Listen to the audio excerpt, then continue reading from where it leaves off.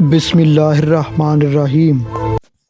انسان مضبوط اتنا ہے کہ پہاڑوں کو چیر دے اور کمزور اتنا ہے کہ لفظوں اور لہجوں سے ٹوٹ جائے۔ جھوٹ بڑی روانی اور فروانی سے اس لیے بولا جاتا ہے کیونکہ سچ کو خریدنے کی طاقت ہر کسی میں نہیں ہوتی۔ خوبصورت چہرہ بوڑھا بھی ہو جاتا ہے، مضبوط جسم ایک دن مٹ جاتا ہے، عہدے اور سٹیٹس ایک دن ختم ہو جاتے ہیں، مگر ایک اچھا انسان ہمیشہ اچھا انسان ہی رہتا ہے۔ یہ زندگی بڑی چالاک ہے، روزانہ ہمیں ایک نیا کل دے کر ہم سے ہماری عمر کا ایک حصہ چھین لیتی ہے۔